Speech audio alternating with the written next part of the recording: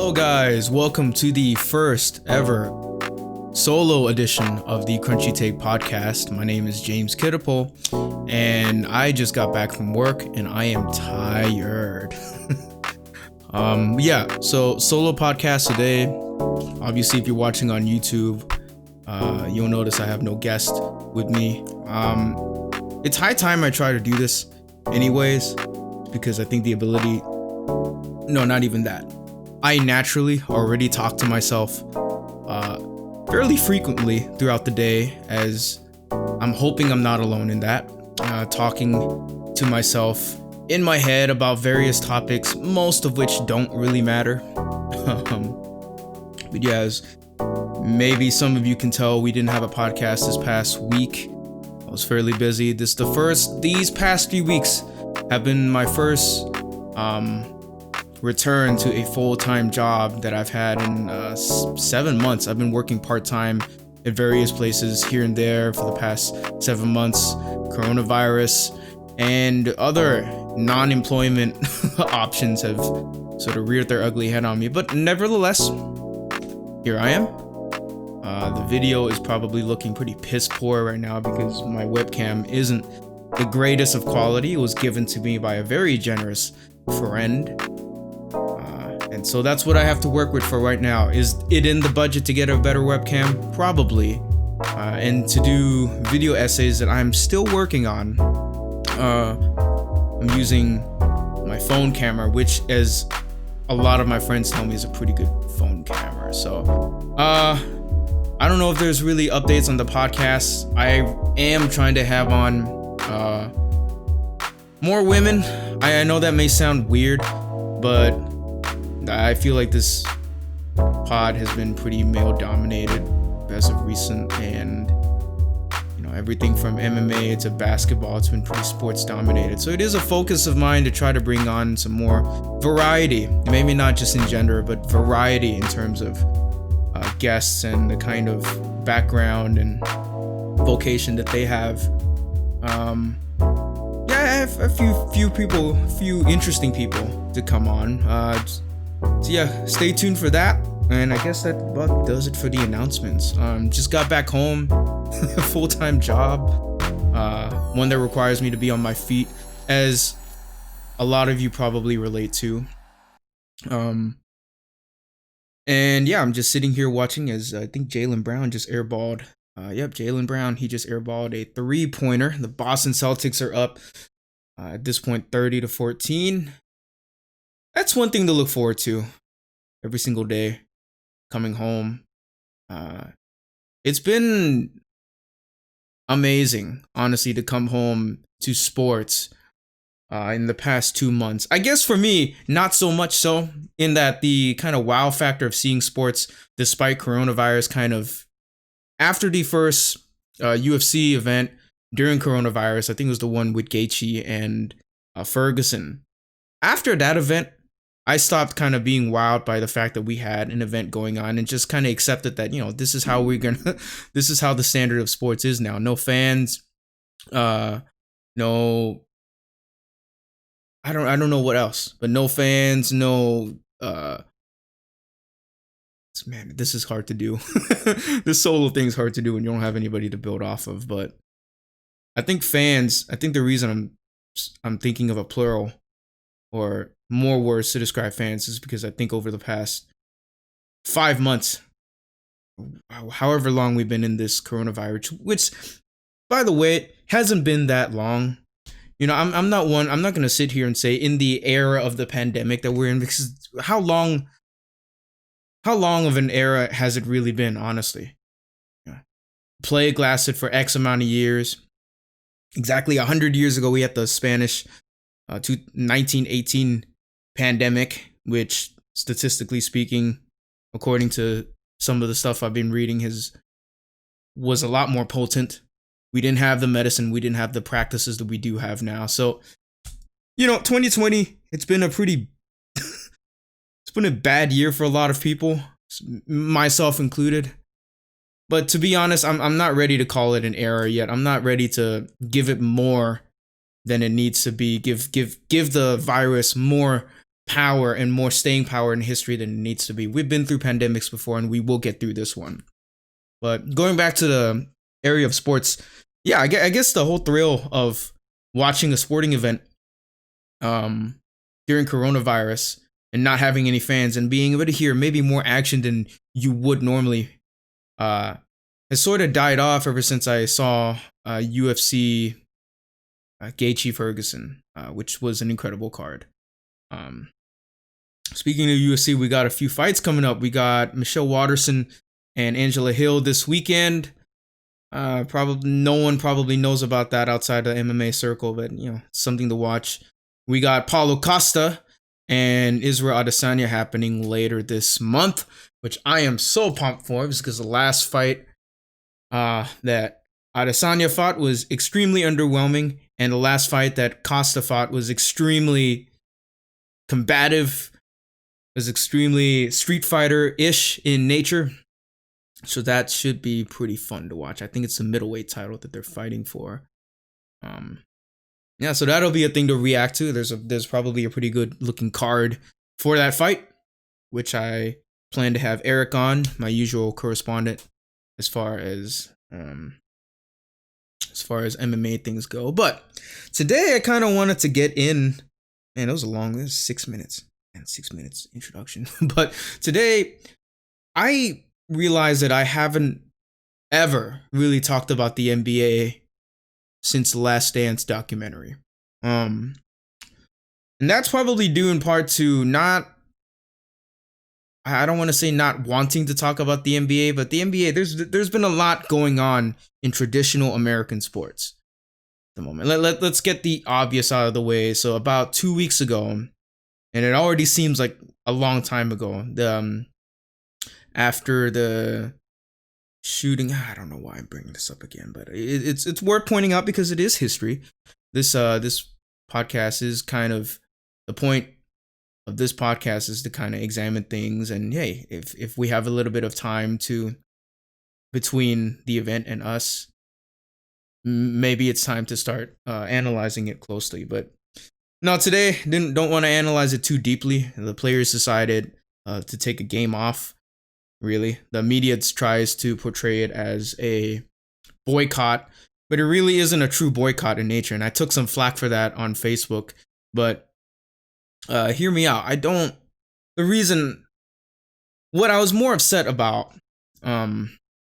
in that was the whole kind of media misidentifying what was taking place. Because the NBA players weren't boycotting the NBA itself. They weren't boycotting games as it pertains to their jobs and their income, which I guess many people also were taken aback by.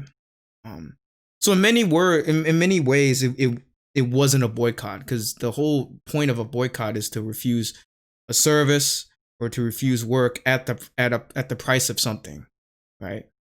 And I took some flack for that on Facebook, and I don't know, several of the conversations I had with people, some people seem to think that I was gatekeeping the fact that a boycott should cost something, and that's not what I'm saying at all. What I am saying, and the reality of that situation is, when you boycott something, it inevitably costs you something. If the NBA players really were to boycott the season, it would mean they'd boycott the entire playoffs. It wouldn't just be 1 or 2 games, like it was.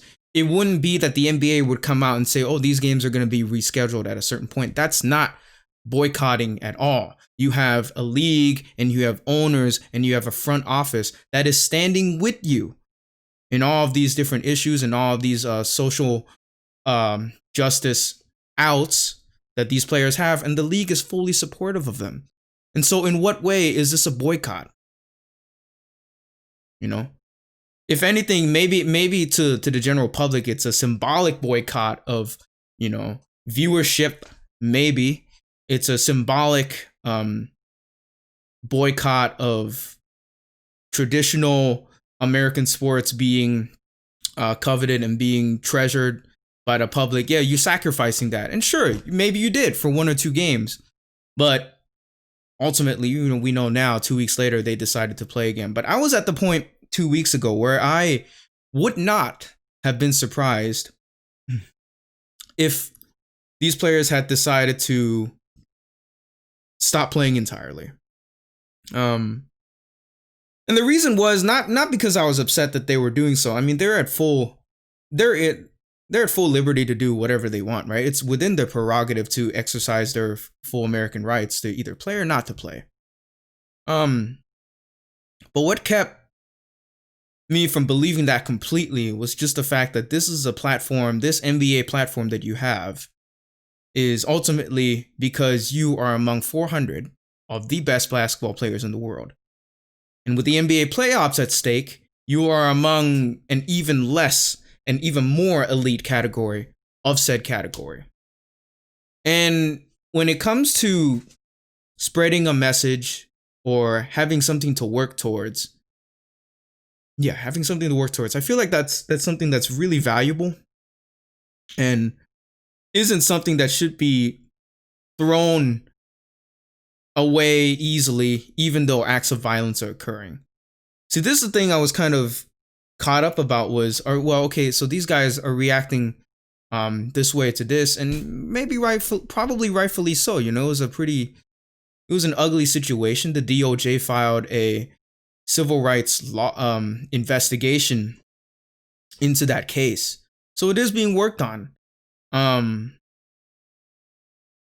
I guess what I'm trying to say in that regard is that I don't think anybody was shocked that the players were upset by that at all. It's just I feel like to really analyze this, you got to take a step back and say, hey, wait a minute. Well, if you believe that this platform is so valuable at such a time, this is like at the pinnacle of your league's significance is the playoffs, right? Now, I'm not talking about war. I'm not talking about other issues. I'm just talking about what happened and what took place, and honestly, how I see it. I really don't have a whole lot of political feedback to give to it other than the fact that, hey, if they wanted to sit out, I would have supported it. It would have inevitably cost them the season if they truly wanted to boycott this, which would have been problematic to the NBPA, which is the players union, and a whole slew of other operations outside of the NBA's grasp. The NBA is in the top 5 of American viewership and TV deals. So monetarily, they would have taken a hit as well, which I feel like the players, for the most part, were prepared to take a hit for. But you do have that as a nagging factor. And all that kind of ties into contract deals, all that kind of ties into contract negotiations, all that stuff. Now, the question you may ask and the question you may pose to me is, James, is it worth it for that to be put on hold in light of what they're trying to shed awareness on? And that's not my call to make. Like I said, I wouldn't have been surprised if the NBA players and the NBPA had decided to suspend all actions entirely. I'm just surprised by the feedback that I got regarding this issue. I made the mistake of posting the NBA is quote unquote boycotting. What do you think of it? And looking back now, I think it's still something that will take time to break down. Because I think the elephant in the room in this situation is that the players are in a in a literal bubble. A very expensive one, a very well-funded one, but still they're isolated for the most part from family. I don't know how extensive that deal was where, if you get past the second round or first round, now you could bring a family member in. We saw Giannis the other day with his baby and wife on the sideline, socially distanced, but still on the sideline. I feel like that is probably a good thing for a lot of these NBA players. There's a pretty funny story about it a couple of weeks ago. Stephen A. Smith and First Take, they were having a pretty good laugh about it, how, players hadn't. These are the best athletes in the world, and the best athletes usually get a certain kind of attention. so to speak. And for the past 2 months or so, they haven't really been getting that attention, or not legally speaking, right? So that, I feel, does play a huge factor into how they went about either protesting or shedding light on police brutality and the issues that they want to bring forth. I say issues because I don't feel like police brutality is the only thing they want to bring forth. This has kind of been a question on my mind, and I'm sure maybe if you guys are listening at this point, I kind of wonder what other issues they've been wanting to talk about, but for whatever reason, not whatever reason, due to the circumstances, they've only been able to shed light on this particular subject. Me personally, I'd love to have. I'm pretty sure something like this is in the works already, but a lot of these players, there's a good number of these players that have their platforms already set out. You have JJ Redick, who isn't in the playoffs this year. He had a streak broken, but he has a podcast, and he brings on different players, and most of them being black, but brings them. You have Patrick Beverly on, the Ringer podcast, JJ Redick podcast. He brought on Pat Beverly, which I thought was phenomenal, just to hear his side of things. For those of you who don't know, Pat Beverly is a very rough and tumble, pale, not pale, but bring your lunch to work in a pail kind of tin box guy. I don't know how the American euphemism or saying usually goes. He's this tough blue collar type player, and to hear the input that he had and how he grew up, that stuff is eye opening. See, that to me right there is your true platform. It isn't really these pre-game and post-game interviews where you kind of slip in Black Lives Matter or, your blurb about police brutality. It's not that. Your true platform is really kind of outside the court. So in a way, it's this toss-up between, if they stop playing, then ultimately a lot of people might not listen to them, which is maybe something that we should take a closer look at. But these players have the spotlight for one reason. It's because they're the best basketball players in the world, and for them to give that up, they ultimately decided that wasn't worth giving up. I'm talking myself in a circle here, but I'm trying to rationalize. Back to the thought at hand. I've kind of been wondering what's been going on as far as conversations in the bubble. We saw a little bit of it with Matisse Thybulle's vlogs. He had, when the Sixers were still in, they're out of the playoffs obviously right now, but this was earlier on when the bubble had first been established. They were in the bubble, they were practicing, they were doing preseason, quote unquote, preseason games. They were doing regular season games. Yet he made national news for starting a vlog, which I thought was wonderful.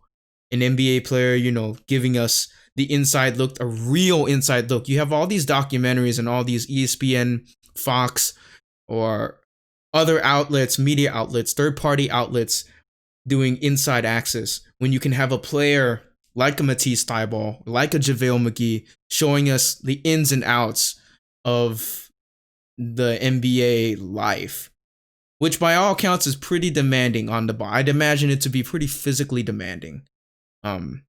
Workouts, multiple workouts a day, all that.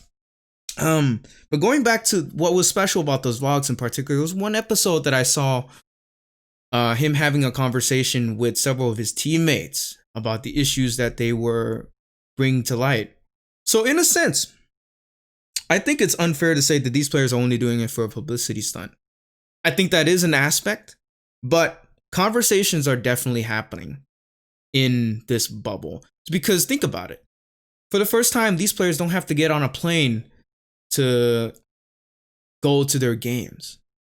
I mean, the first time this bubble was conceptualized, that was a immediate thought on everybody's mind in the media, the players, and anybody who's a basketball fan. The fact that these players don't have to travel, and the fact that they'll be in the same time zone, regardless of advantages, seeding or whatnot, it kind of changes the way this game is played and how the players are around each other. It gives them a chance to bond with each other more. HBO has this series called Hard Knocks, which is a terrific behind the scenes documentary series of football teams and NFL teams in their pre-camp. And every year they choose one team. Last year was the Raiders, and that turned out to be a firework showing for sure. Yeah, the bubble changes a lot of how these players interact with each other. And you can definitely see how it's impacted the basketball. Less statistically injuries. Don't hold me to that, honestly. But I haven't seen as much injuries. The players seem to be in really good physical shape for the most part. It isn't too different from what you'd expect with normal playoff circumstances, which is in and of itself a pretty good testament, right? But kind of the last point I wanted to make about social justice, what these players are trying to discuss. I'm curious to see if there's anything in development of podcasts or recorded conversations that these players have had during their time in the bubble, which I bet there are. I bet there are bountiful numbers of them, just conversations that they've been having. Because, as wherever you lie on the political spectrum, I'd assume that you'd at least want to hear some of these players out. Because I'm pretty sure police brutality, although a prevalent issue, is not the only issue that they are talking about. Issues inherent to the African American community. You got single motherhood, you got impoverished communities, business that they're trying to get to these impoverished communities.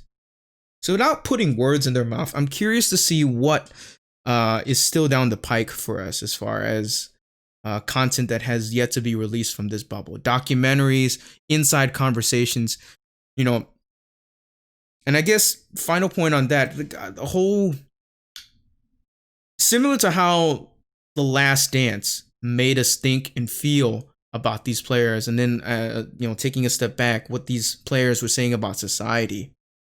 I feel it'll be interesting to see if anything comes of this bubble experience, because there's no way that the NBA is going to go back to complete normalcy after this. It's gonna be a while before we see. It's going to be a while before we fully understand and comprehend what's been going on in this bubble. And I think it's worth analyzing whether or not these players would have reacted in the way that they did if fans were in the building. Because we've seen acts of police brutality before played out, and the players have spoken out about this before, but never under these circumstances. So yeah, if somehow you're listening to this and you saw the interaction that took place on Facebook, I didn't get into it really. I wish I hadn't put out the question that vaguely, because people, me and a good friend from back home, we've been talking lately, and these conversations can't happen in social media comment blurbs. You know what I mean? These conversations need to actually be real conversations, whether or not you read into them or not. It's helpful if you've done your research and then have an intelligent conversation about it. But even if you don't know, it's better to actually speak it out and have a DM with someone that you disagree with. For that matter, I disagree with a lot of people that I've interacted with on in my DMs, obviously, but also in vocal. But there's a certain requirement. I think there's a social contract wherein if you're gonna discuss something and you don't agree, it's okay to disagree with each other as long as you're having an intelligent conversation. It's productive to you to at least to hear what the other side has to say. All right, okay. So that is the whole kind of social justice blurb. 24-minute mark. About. So that brings us to actual basketball, hey? First round ended about a week and a half ago. We have, honestly, I think the best series was probably the one we least expected to be the best series, which was the Houston Rockets and the Oklahoma City Thunder. You had Chris Paul, because that's a series where, sorry, I'm chewing ice. That's a series where we never even expected, again, at the beginning of the year, to see OKC where it is. and have Houston being in the predicament that it is. Russell Westbrook, obviously with his injury history, played a huge factor in the series, in my opinion. Because Russ, say what you want to say about him, but up until he was out of the first for the majority of the first round, the Rockets were actually getting it done. I feel Rockets were actually getting it done in the preseason and the first initial few games of the bubble. The Rockets seemed like they were the team to be worried about if you were a contender. Now the argument can be made whether Houston is a contender or not. I think given the circumstances, you have to actually put them up there just because this is basketball. They have 2 MVPs. They are well coached, to say the least. They have an identity. They have an offensive identity. So with the Houston Rockets, I guess that's a long-winded way of saying we expected them to be in the seed and position that they're in. Right now, they're in the second round against the Lakers. The series tied 1-1, yada yada. With OKC, man, you got to give your hats off to Chris Paul. Here everyone was at the beginning of the season saying that he had the worst contract of any veteran, of anybody in the league. At least $100 million left on the table, 3 or 4 years. And I think we all expected OKC to fade into obscurity. But that just wasn't the case. Now, what you have now is a very interesting team going into next year. With Chris Paul likely leaving the team, I feel like he's earned that right to at least, not even earned that right. I feel like other teams, other contenders will now take a serious look at him, especially if you need a point guard. I feel like if you're the Milwaukee Bucks, kind of segueing off a little bit, the Bucks need a playmaker. But before I get to that, the most exciting series in the first round was honestly that 7-game series, OKC Houston. Very well fought series between both teams. OKC having some really, really interesting young talent. One of which Lou Dort, I'm a huge fan of now. Dude's built like a freaking linebacker. He's playing in the G League this time last year, and now he's starting, guarding James Harden in the playoffs in a 7-game series. Who, by the way, scored 30 points. This year's been amazing for storylines. In many respects, not all of it really good. The fact that Memphis almost made the playoffs, I feel in and of itself is amazing. The fact that we never, them being a young squad, them just having Ja Morant for the first year. Yeah, the fact that he already has an identity on his team. He is the man on his team already. The fact that they have Clarkson, they have some pretty interesting young players as well. The Memphis Grizzlies will be back next year. Okay, granted, injuries and the West is pretty stacked, but yeah, they were a good story and well won, deservingly so. I don't believe Zion Williamson should have ever even gotten a vote. It's not fair to the man because the man didn't play over 30 to 40 games. How are you going to compare that to a guy that played the whole season and nearly catapulted his team into the playoffs in a close game with Portland? So there's that. Most exciting series, OKC, Houston. But first, all right, let's go into the second round. What's the score for the game right now? Okay, wow. Boston's really beating the crap and tar out of Toronto right now. I still see this series going 7. I think Boston has a lot of talent, but I think Toronto they know how to play with each other, man. This whole season, Toronto has never ceased to amaze with the amount of injuries that they've had to deal with and the personnel changes, the shifting identity of having the best player arguably in the world go to another team and still being second in the East is unbelievable. Nick Nurse, He probably deserves that Coach of the Year award. But right now they're getting clobbered, so it's probably gonna be 3-2 Celtics by the end of this podcast. I think this series is probably going to be the best series in the second round so far. It's because I feel like both teams are evenly matched up, but they're also rather inconsistent when it comes to high level moments. The Boston Celtics, they're, I think, by far the most talented team in the East, but they are susceptible to inconsistencies from one Jason Tatum, who, by the way, I think has probably the best footwork amongst youngsters. It's debatable between him and Luka Doncic. Most people would probably say Luka Doncic, but I just think the overall package of footwork and athleticism you probably have to give to Jason Tatum. Some people say he should put on bulk. I don't think so. He just has to keep forming that offensive identity. He has to keep... I don't know. The Boston Celtics are an interesting case because you have a team where 3 players can potentially score 20 at any given time. You got Kemba, you got Jason, you got Jalen. Then you got a nice squad around them. You had Marcus Smart. You had Gordon Hayward. Hopefully they can hang in there and he can be back. I don't know if he's going to be back for the remainder of the playoffs. Don't quote me on that. But yeah, this series is going to be won in 6 or 7. I predicted going 7. I feel, again, it's probably going to be the best series. A good test of not only the players on the court, but you also have the 2 arguably top 3 coaches going at each other, Nick Nurse and Brad Stevens.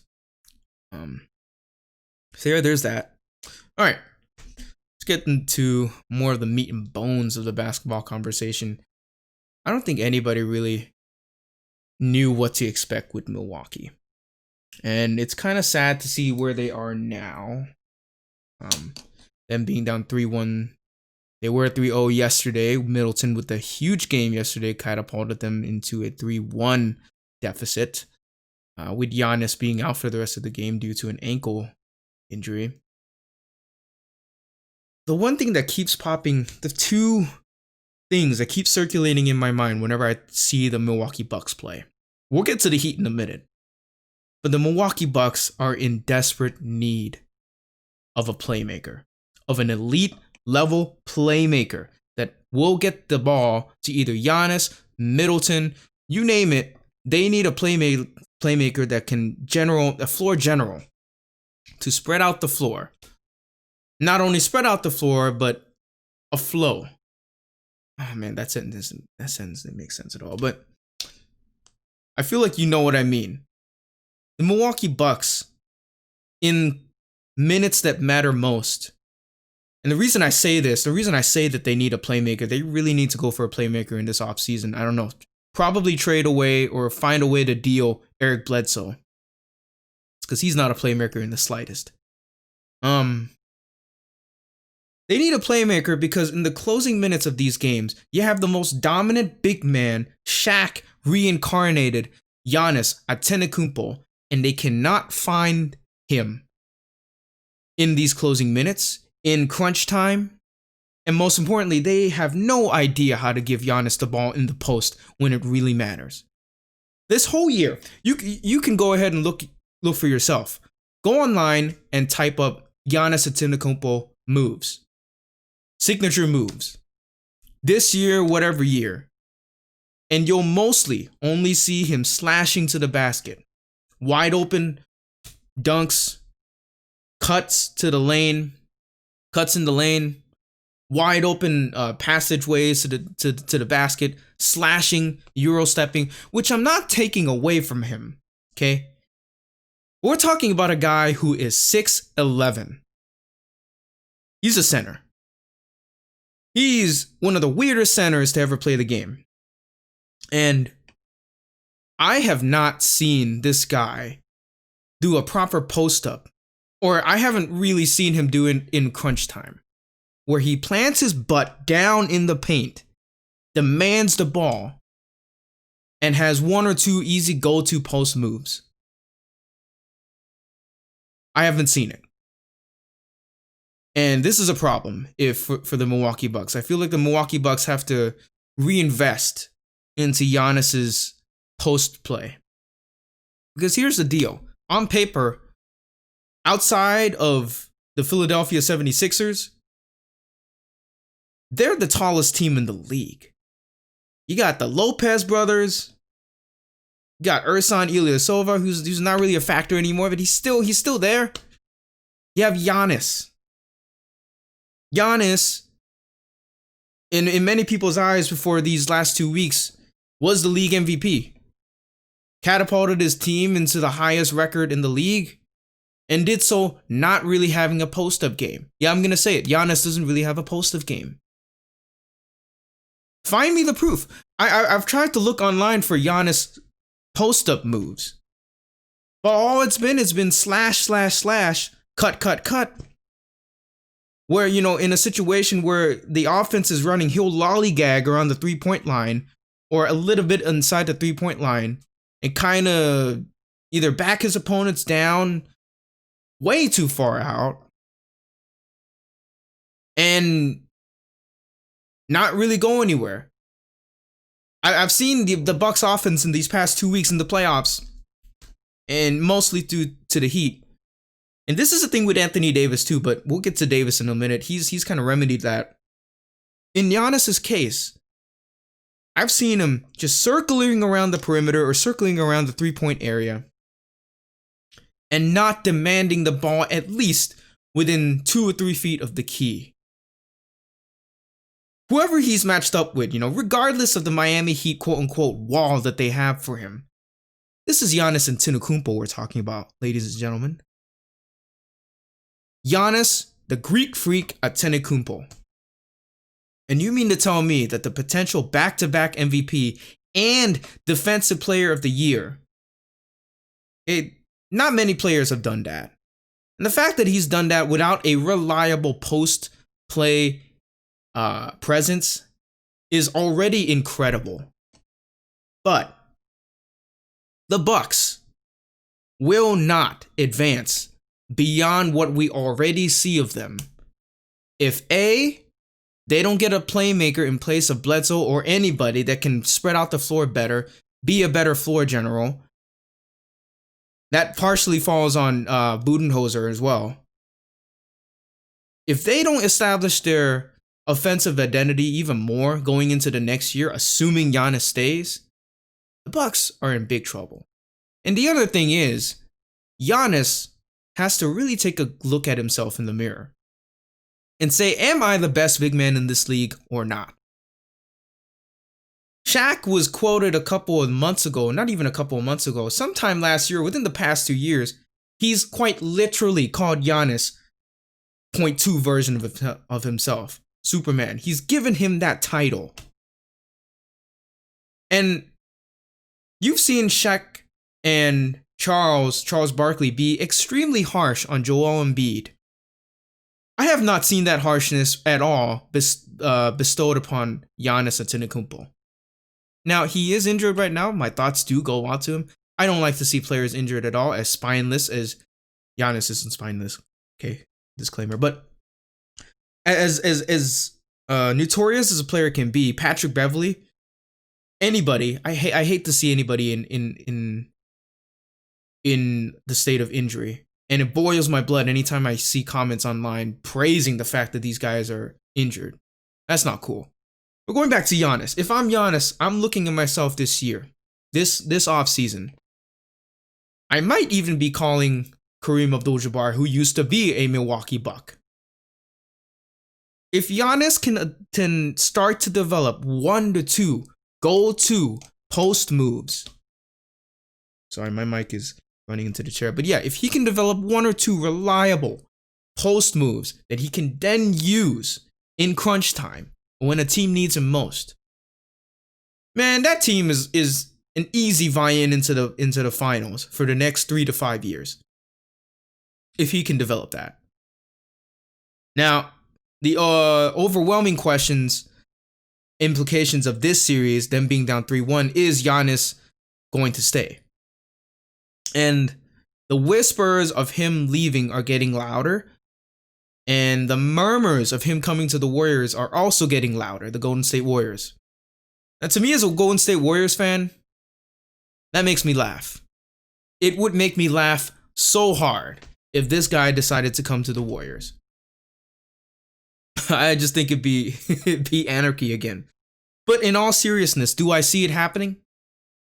Both as a Warriors fan and as a basketball fan, no, I don't. There's just something about Giannis Antetokounmpo that I don't see in terms of him choosing to leave. I think something fairly catastrophic would have to occur between him and the front office in this offseason for him to go. Because for all intents and purposes, Giannis right now doesn't seem like he's mad with the team. He's more like he's just mad with himself. Yesterday, he was pretty emotional about not being able to be on the court with his guys. This guy's a leader. I'm not doubting his leadership at all. This guy is a guy you want to be around on a championship winning team. Now the only question is, what are the Bucks going to do in the offseason? I don't know about their draft options, but the number one priority, other than to maybe reshape their offensive identity, maybe get rid of one of the Lopez brothers, maybe get rid of him entirely, because it's chaos with what's going on with their offense. I don't know how you have 3 7-footers, one of which is the best big man in our era, if we're going to put Giannis there. I don't know how you have that and you cannot beat the Miami Heat, who have Bam, who's only a second-year player, guarding you. Okay, so Milwaukee, in terms of Giannis, I don't see him leaving. He's just not the type to leave. And to the people saying him coming to the Warriors would be catastrophic, bear in mind, technically speaking, the Warriors were the worst team this past year. Okay? They're not nearly the same team that went to the finals 5 years straight. Yes, they still have their core, but they also have a bunch of new, younger players. They're not Stephen Curry, Klay Thompson, and Draymond Green, and in years past Kevin Durant. They're not that team with Sean Livingston, Andre Iguodala, Leandro Barbosa, Andrew Bogut, David Lee. They're not that team with those players coming off the bench. These Warriors are new, and are they dangerous next year? You better believe it. And I'm not saying it wouldn't work between Giannis and the Warriors. It would be a show and a sight to behold. What I'm saying to you is it isn't the same as Kevin Durant coming to the team, because Kevin Durant came to the team at the height of the Warriors' powers, at the height of when the Warriors were changing the face of basketball itself. This guy Kevin Durant, who many consider to still be the best player in the league, it isn't like that at all. Because what Kevin Durant brings to any team, but especially a team like the Warriors, is offensive firepower the world had never seen prior and will probably never see for some time. Kevin Durant just filled all the holes in unique ways. But with Giannis Antetokounmpo, he'd give the Warriors, it'd be a different kind of domination is what I'm saying. Would it be complete domination? I don't know. Again, because the Warriors are an entirely different team. You may say the core is the same and therefore, everything else should be the same. Yes, that is the expectation, but the reality of that is a team is still comprised of roughly 10 to 9 individuals. 15 if we're technically speaking, right? Eric Pascal was an absolute steal for the Warriors. Jordan Poole, I don't know if they'll keep him. I'm sure he's a good player. He's a pretty feisty guard. He's 6'3". He's really athletic. But this guy, Eric Pascal, I almost wouldn't be surprised / opposed if Draymond decided to come off the bench for him, which won't happen.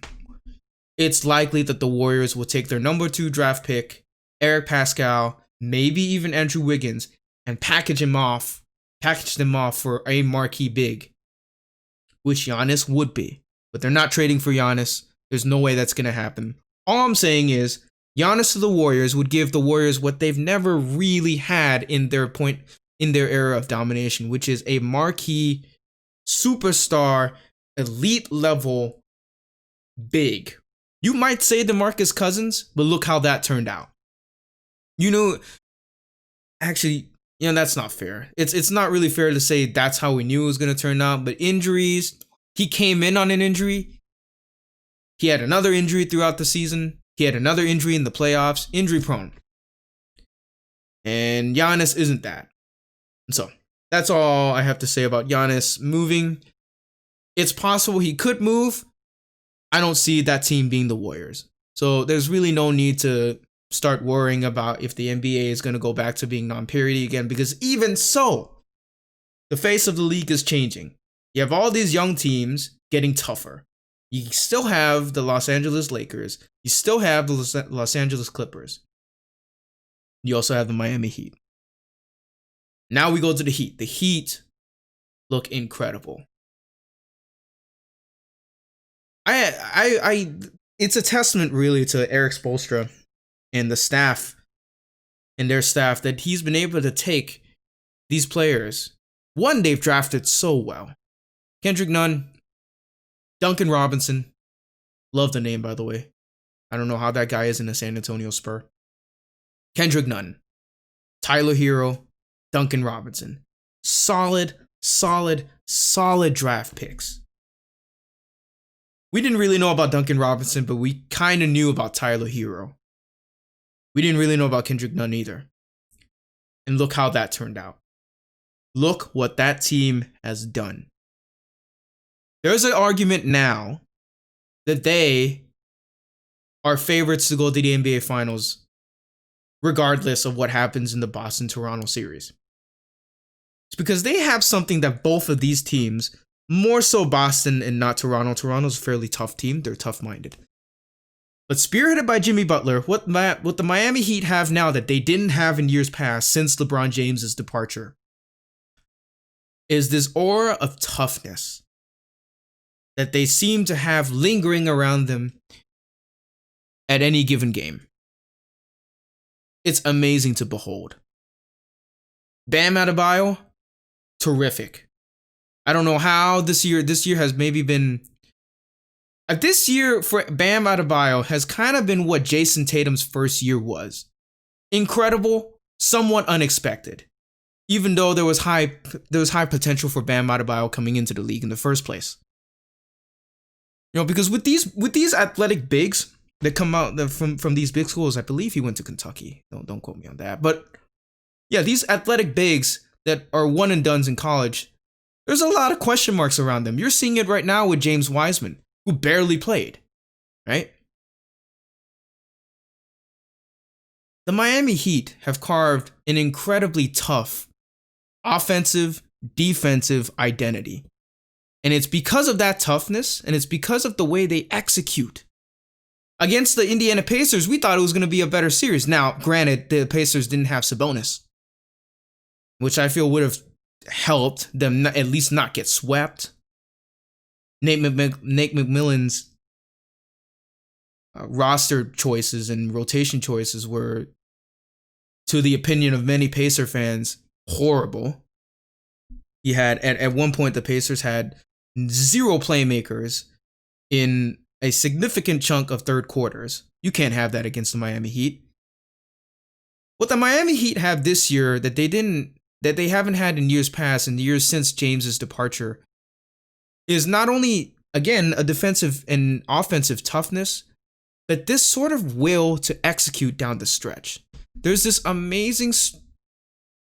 amazing stretches. There have been these amazing stretches of moments in the closing minutes of games where Dragic, Bam, and Butler have all executed so well.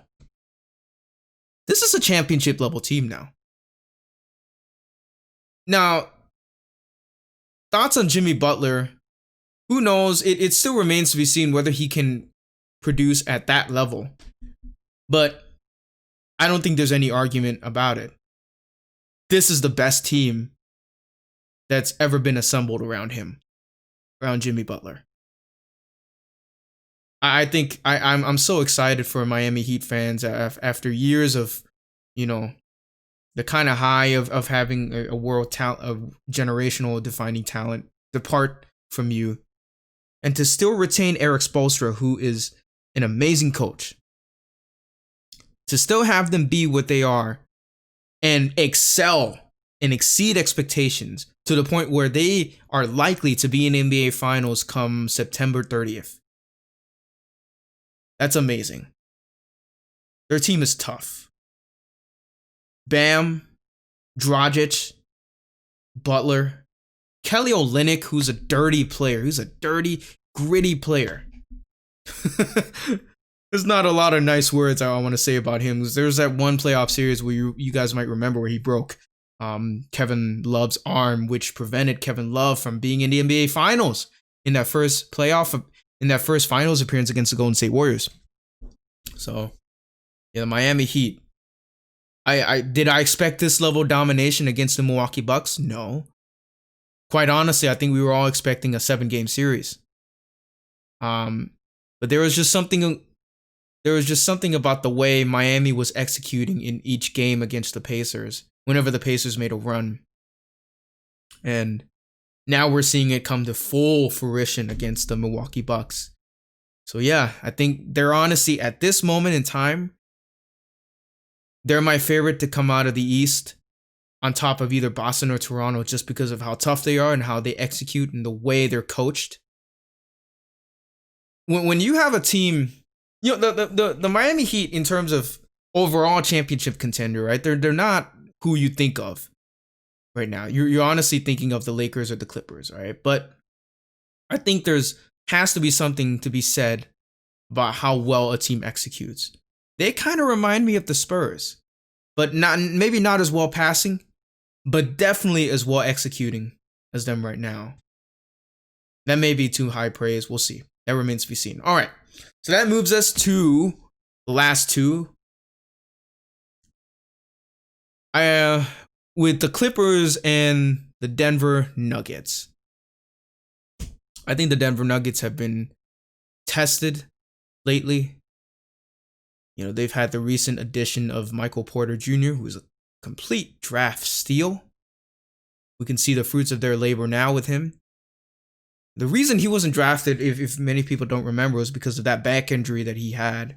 And there's a certain stigma with NBA GMs or teams drafting players with back injuries or prior history of back injuries. And it was definitely a risk with someone like Michael Porter Jr., but it was a risk that they were willing to take. This player was the number one player in high school a couple of years ago. And Nathan Hale, and now look at him. Look how he's slowly assimilated into that starting lineup or in heavy rotation minutes. I feel despite what Denver does in this series, I don't have them winning against the Los Angeles Clippers, but Denver has an incredibly bright future going forward. And that's saying a lot because this year was a crucial year for Denver. They, in the past 2 years, 3 years ago, it was their first playoff berth. Right? You had Jokic, you had Murray, you had Gary Harris, you had Will Barton.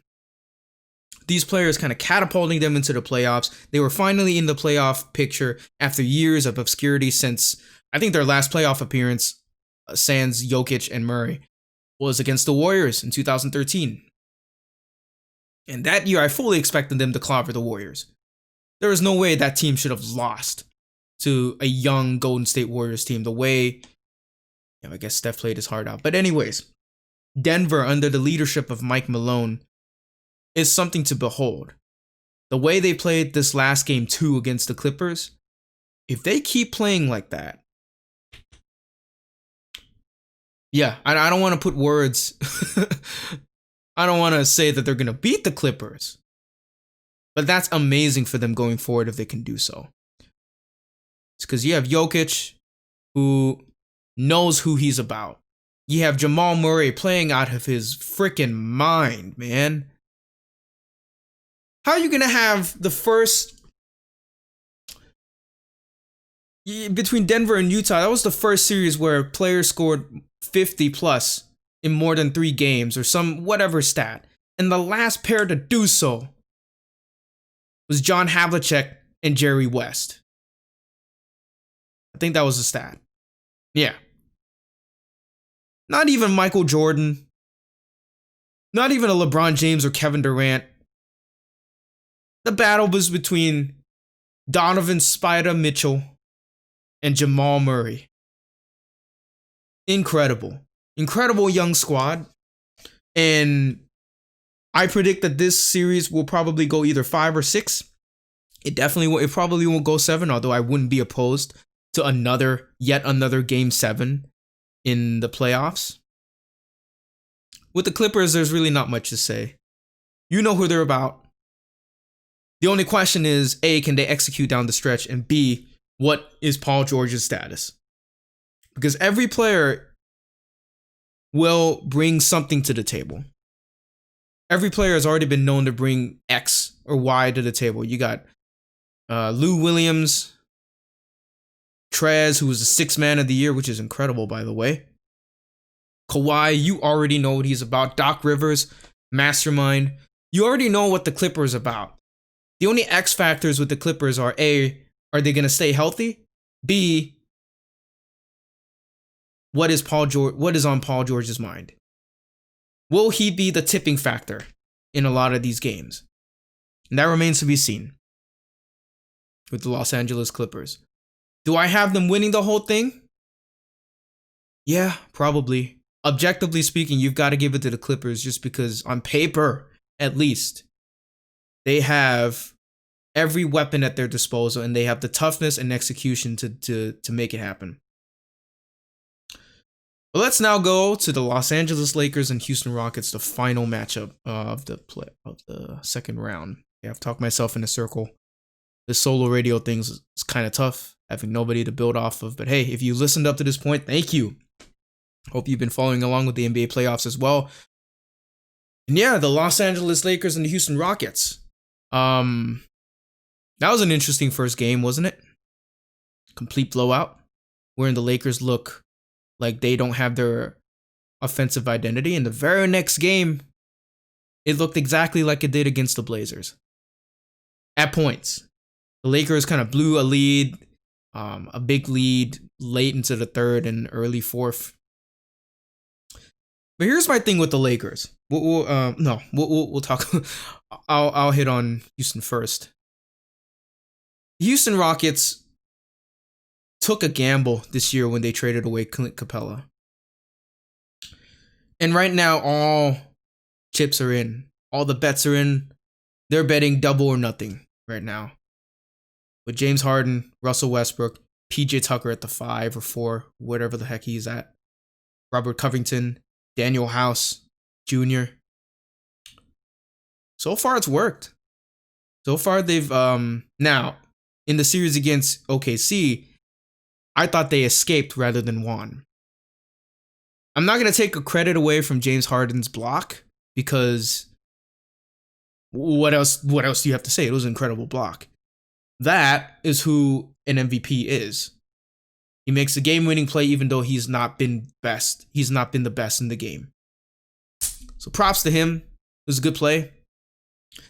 With the Houston Rockets, there's a lot on the line for him. Not as much. If they'd have lost to OKC, it would have been anarchy, I feel, in that front office. But losing to the Lakers, I feel, is expected. Now, do the Rockets believe they can take the Lakers? Absolutely. My prediction is the series is probably going to go 6. But with the Rockets, we're not thinking of anybody else other than Russell Westbrook. And he's had some horrible games. Now, he did have that injury in the first round. But Russell is the type of player that sometimes we know all too well gets in his own head. And you cannot afford to do that in the playoffs. And we've seen some pretty boneheaded plays from him in this playoff series and in the previous. The X factor for the Houston Rockets, again to reiterate, is how well will Russell Westbrook allow himself to play. I don't think I'm being harsh there at all. It's because with Russell Westbrook, we've kind of come. I have sort of come to accept that he isn't the same player after that injury slash that surgery that he had on his knee. This is not the same Russell Westbrook 3 or 4 years ago that was the MVP for the Oklahoma City Thunder with a triple double. This is not the same Russell Westbrook that tormented the Warriors when he was with KD 5+6-7 years ago. This is not that guy. This is not the guy that, despite his athletic prowess, can just beast by people anymore. He just, as explosive he is right now, he just is not as explosive as he was then. He can't get away with certain plays that he was able to before. Russell Westbrook now is being asked to think the game through more. And that's hard for players like Westbrook. Because his whole career, he's been able to manhandle it. He's been able to grit it out physically. And it's not going to work for him against this team, against this Lakers team. This Lakers team is tough. They're finally getting tougher again. There were stretches throughout the bubble games, the regular season games, the bubble regular season games, and the preseason games where the Lakers absolutely did not look like they knew how to play basketball without LeBron James on the floor. That has now been eliminated. And so with Russell Westbrook, yeah, I don't know if it's a hot take or not. I don't know if anybody agrees with me in the fact that Russell Westbrook just does not look the same. He is not the player, the super freak athletic player that catapulted the Thunder into a playoff series against James Harden as the MVP with a triple-double. He's not that player anymore. And he doesn't they don't necessarily need him to be that player. But again, will he get in his own way? Right? So that's my whole spiel on the Rockets. James Harden, I think, will execute down the stretch. James Harden has this way where in the closing minutes, or Harden is just one of those players that no matter what's going on in the game, he knows what he's about. Like him or hate him, most people hate him. Like or hate how he draws fouls, he knows his stuff. You know what you're expecting from him. You know what you're expecting from PJ Tucker, who has a hell of a job, a hell of a task for him guarding the likes of Anthony Davis and LeBron James in the post on occasion. Yeah, that's the Houston Rockets. The Los Angeles Lakers. Now, as I said before, a minute and a half ago, the Lakers did not look like they had any offensive identity in the bubble games and the preseason games leading up. And up until the second game against the Portland Trailblazers, the Lakers looked like a shell of themselves. A shell of the version that they were prior to the coronavirus pandemic. I don't know what happened, but whatever happened seems to have alleviated itself, because one of two things has changed, or both have changed for that matter, in my observation, in my kind of on and off observation of this team. This team on paper at the beginning of the year, the pairing of a LeBron James and Anthony Davis, on paper, with the team that they have, the resources they have around them, championship pedigree Danny Green, deep playoff coach Frank Vogel, championship pedigree players JaVale McGee, Rajon Rondo. The championship was theirs to take. Now, the question was always going to be the Clippers. It was always going to be Lakers versus Clippers. But if a few years ago, 2 or 3 years ago, you told me LeBron James and Anthony Davis are going to be on the same team for up against a team with Kawhi Leonard and Paul George, you're telling me that you're going to give the edge to Kawhi Leonard and Paul George? No. Reality is, the way we see these players now, I'm not saying Kawhi and George don't deserve that at all. This year, they've more than earned championship kind of predictions.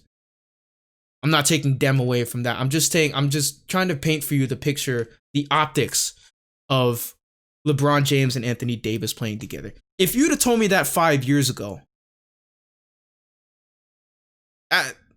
I that they be playing with each other on the Los Angeles Lakers, one of the most storied franchises in all of sports. You're gonna tell me that, and you're gonna tell me that they don't play well with each other? I wouldn't believe you. And I'm putting emphasis on that duo and the optics of that duo and the optics of this team is because up until now, and up until game 2 against Portland, Anthony Davis have been playing like the softest superstar I'd ever seen. Okay, now that sounds sensational, right? But Anthony Davis 5 years ago, the guy that I saw playing against the Warriors, now granted they got swept by the Warriors, but this was a guy the Warriors absolutely could not stop. He averaged nearly 30 in that series, Anthony Davis. And he did it being aggressive, planting himself down low, and making life living hell for someone like Andrew Bogut or Draymond Green. And in the past 2 months, prior to game 2 against the Portland Trail Blazers, just to preface, Anthony Davis was soft. He wasn't cutting to the basket. He wasn't planting himself down low. And most importantly, the guy just wasn't running.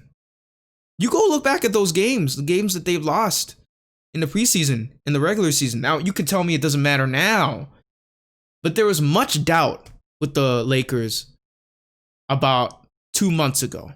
A month and a half to 2 months ago, there was much doubt around this team. And it doesn't seem to be that way anymore.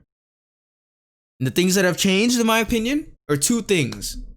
One, the Lakers actually look like the tough team. They actually look like a tough team now. A tough team that can compete with the tough team, which is the Clippers. They have the toughness now, I think, in their backbone and in the way that they handle close games. Now, it may be too early to say, but yeah, the Lakers are looking like they did prior to coronavirus. They're playing with each other. They're cheering each other on.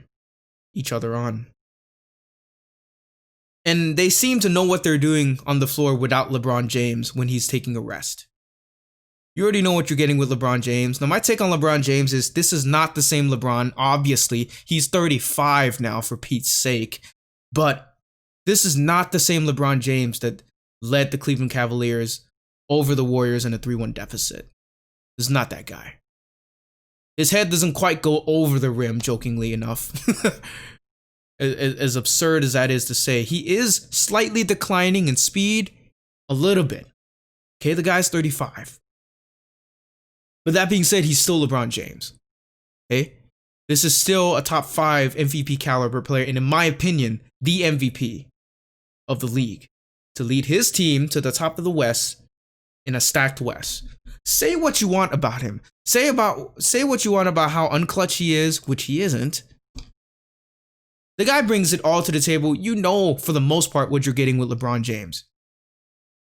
Pair that with now the reality that Anthony Davis is his teammate. There is no way that team shouldn't be an automatic championship bout. But up until now, Davis wasn't running the floor. I think that was my main gripe, was that Anthony Davis was playing soft. Not necessarily that he wasn't getting the points. He was still getting the points. But they were all like mid-range, 3-point kind of fringe mid-range jump shots and like pop-ups. Dude, you're Anthony Davis. Think about the optics in this regard. Anthony Davis, LeBron James sought this guy out. As anybody would, right? Duh. But Anthony Davis, like, they made choices to move and get him. They traded away the most improved player in Brandon Ingram, which they couldn't see coming. The mess that was Lonzo Ball, Josh Hart, maybe another draft pick. Yeah, they gave that away to New Orleans. Okay, for Anthony Davis. The optics of Anthony Davis. The greatest player in our generation since Kobe Bryant. Rest in peace. The greatest player in this generation sought you out, brought you to his team. Or, if we're gonna go LeBron, man, GM, whatnot, which I don't believe. Yeah, LeBron views you as his successor. He is ready to hand you the keys. He was ready to hand him the keys. He was ready to hand him his jersey number at the beginning of the season. And the only reason that didn't happen was because Nike and the NBA said that'd be bad for marketing.